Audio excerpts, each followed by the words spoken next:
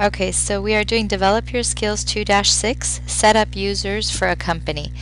Okay, so this is on page 59.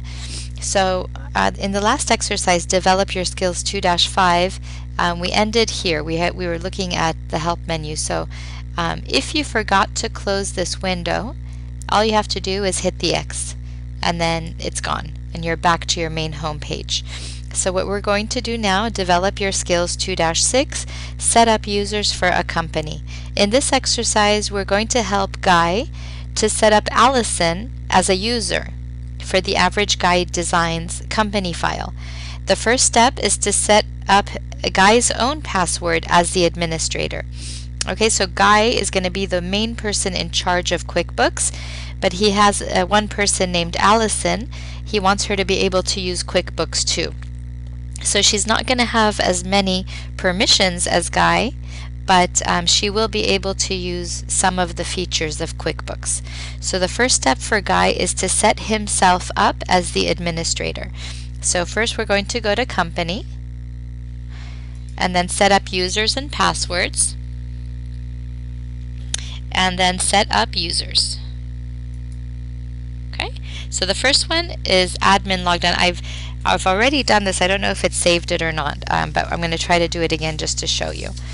Okay, so the first step is click Edit User. So we're going to edit user.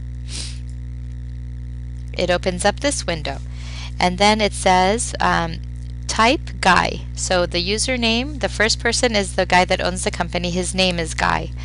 And then the next thing is we're going to put a password for him. So we're going to make it Go Foxes, GOFOXES. And then we're going to put it in again, confirm password, GOFOXES. Okay, and then there is a challenge question. So if he forgets his password, this question might be able to help him. So we're going to say name of your high school. Okay, and name of your high school is Silverton. So this is his, in case he forgets his password. So I just typed in SILVERTON, the name of his high school. Then I'm going to hit next.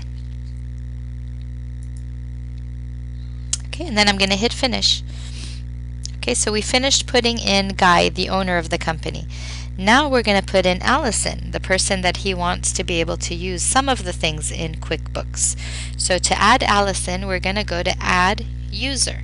Okay, so see, now we have Guy as the administrator, the person that has a lot of control in this program, and now we're going to add a user.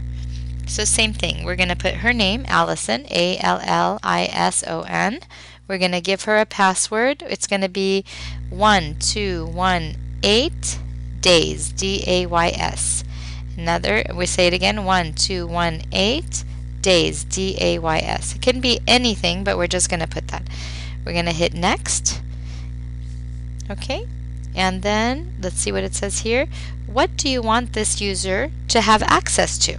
What do we want her to have access to? Okay, so click to choose full, okay, so selected areas, all areas. What do we want her to have? Okay, click to choose full access.